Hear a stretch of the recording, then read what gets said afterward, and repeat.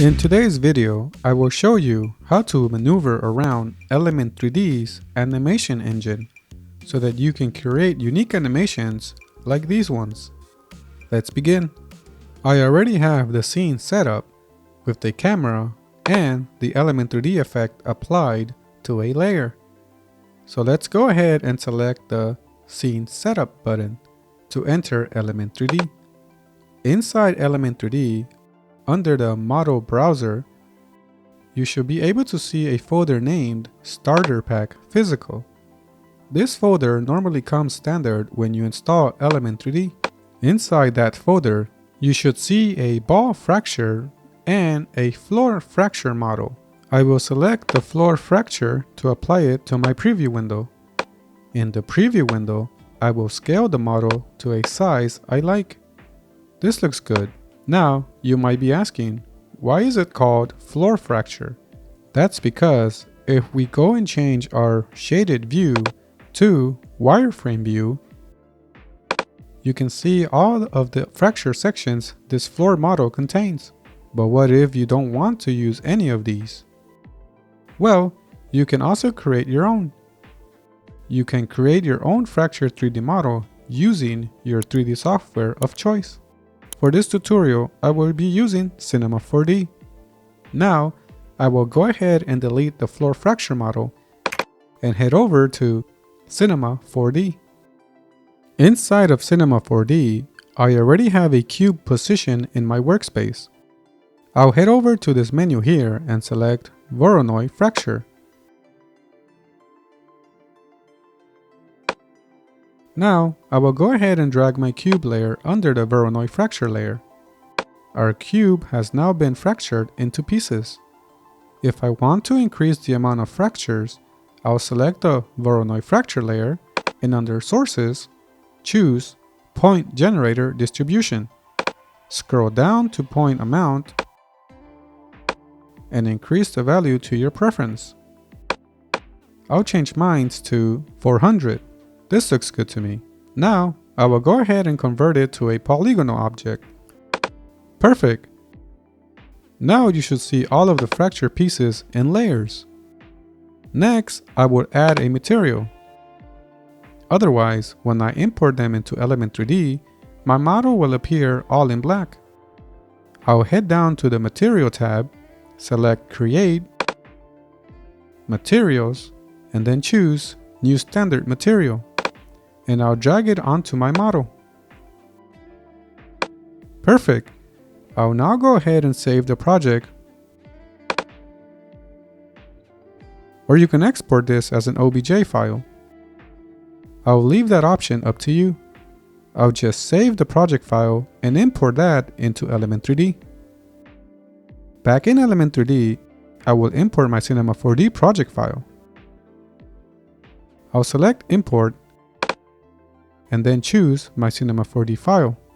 Alternatively, if you have an OBJ file, go ahead and select that. Then select Import 3D Object and leave the settings as is before clicking OK. You can now see the fracture pieces of our new model.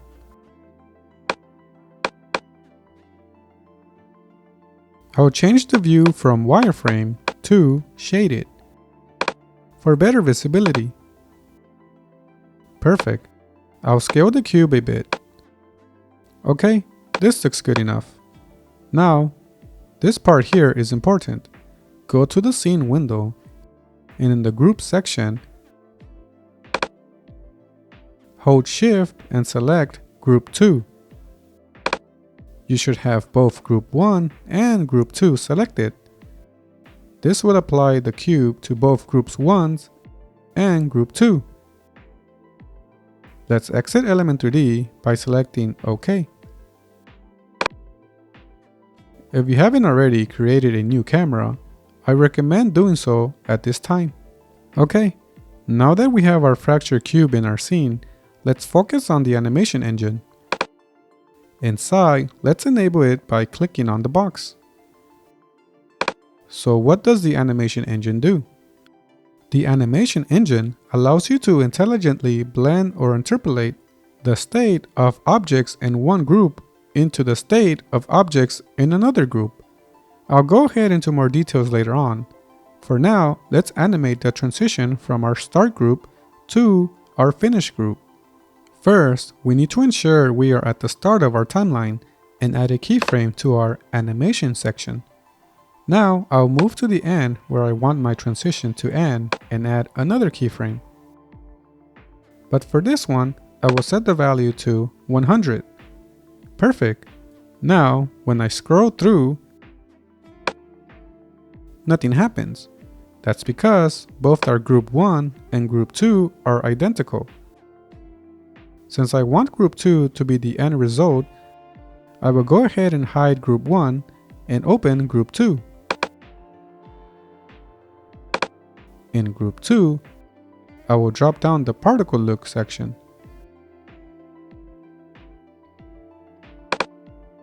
Where it says multi-object, I will check the box to enable the multi-object section.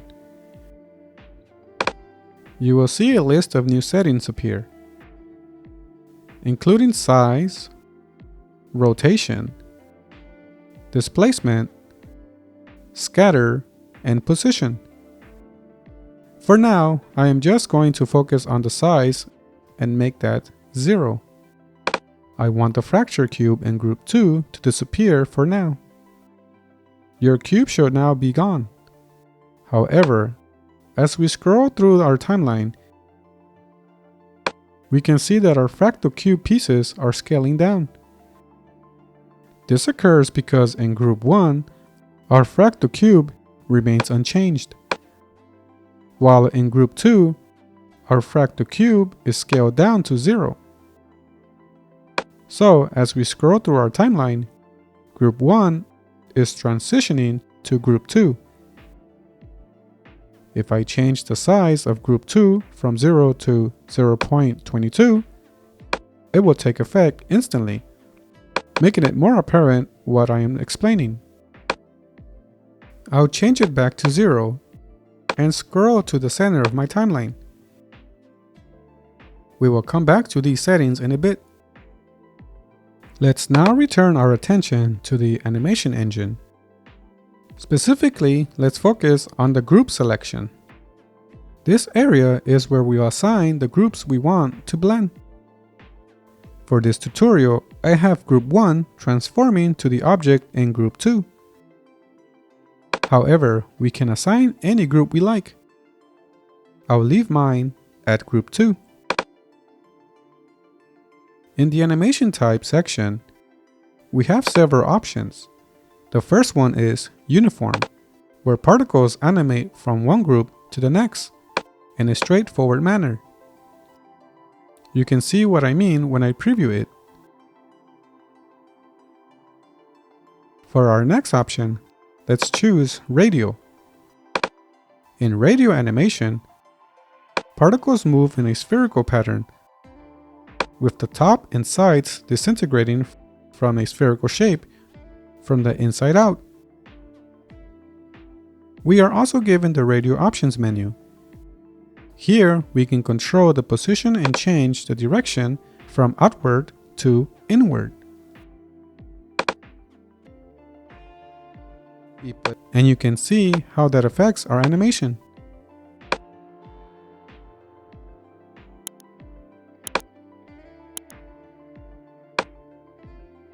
I'll change it back to outward. Now, let's change from radial to random. In random mode, that transition moves particles in a random pattern. When I preview that transition, you can see the random particle transitions it creates. Our final selection is shape order. In shape order mode, our particles animate in big sections at the same time. You can see the big sections it holds before they disintegrate. We also get a shape order offset menu. To offset the shapes, When I drag the offset bar, you can see how that affects our 3D object. And when I preview the animation, bigger sections hold longer before they disintegrate. Okay, now let's change our animation type to directional. In directional type, you can see we also get a directional options menu. When we drop down the menu, we can see yaw, horizontal, and pitch, vertical settings. If we change the horizontal settings, we can see it changes the direction of the animation. If I add a value of 90, we can see that our disintegration goes from left to right.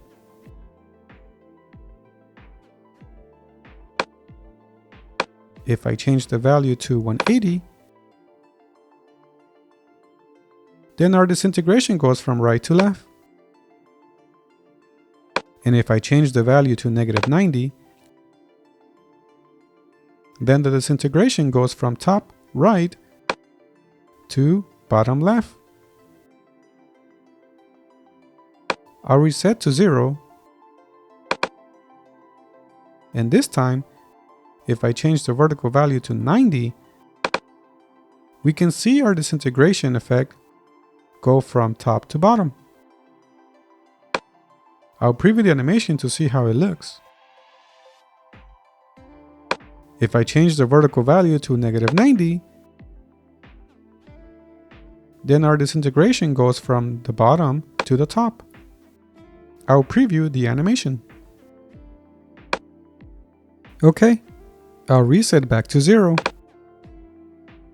And I'll change the horizontal to -90. Alrighty, this is it for the animation engine.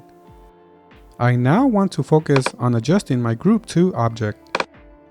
Okay, now that we are in the Group 2 section, what if we want the particles to move downward? For that, we need to change the position value of our Group 2 model. I'll go ahead and hide the Particle Look menu and open the Particle Replicator menu. Where it says Position XY, I am going to change these values here to 850.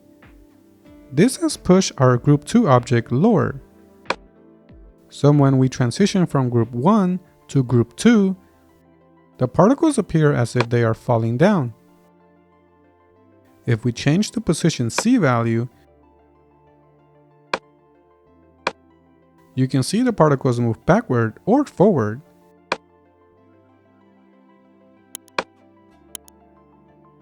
If we go to the rotation section, this section here will rotate the entire 3D object and not the individual particles. If I adjust the X rotation values, you can see all the particles move as one. The same goes for the Y rotation value and the Z rotation value. When I preview it, we can see it's creating this unique transition animation.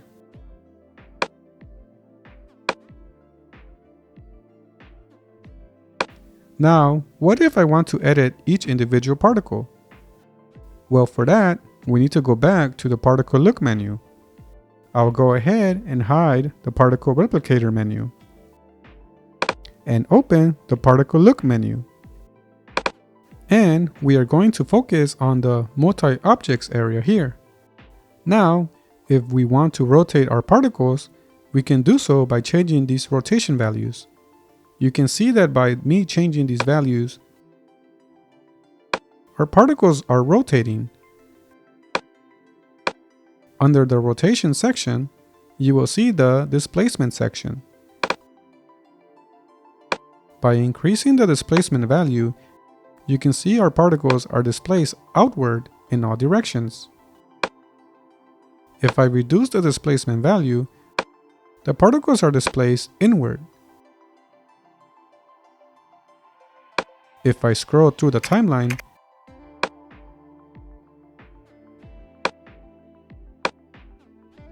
I'll rotate the camera to get a better look. This looks really good.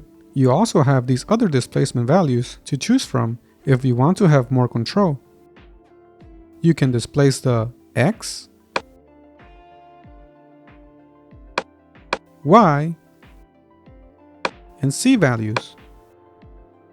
We also have the scatter multiplier menu available. This will randomly disperse the pieces in all directions.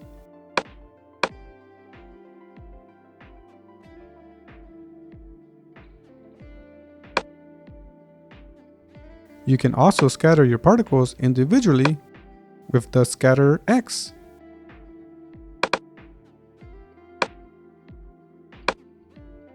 Y, and Z values. Now, what if I like all of these settings, but I want to change the direction of my transition? Well, it's easy. We just have to go back to the animation engine, and under directional option menu, I will change the horizontal value to 90.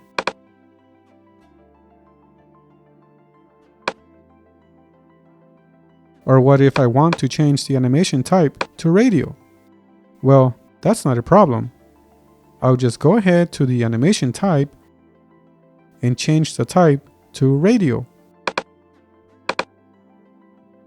When I scroll through my timeline, you can see the unique animations it creates. Now, what if I like all of my settings, but I want to replace my 3D fracture cube for something else? Well, you can. Let's head back inside Element 3D, and I'll add another fracture 3D model.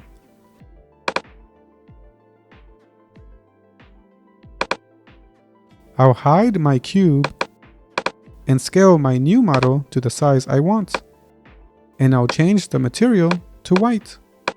I'll exit Element 3D by selecting the OK button, and now you will see our old settings take effect to our new fracture model. And there you have it. You now know how to maneuver around Element 3D's animation engine. If you found this video helpful, please leave a like and subscribe to the channel. If you would like to download the project files, head over to tutosdigital.com to download this and many other project files. Till the next one.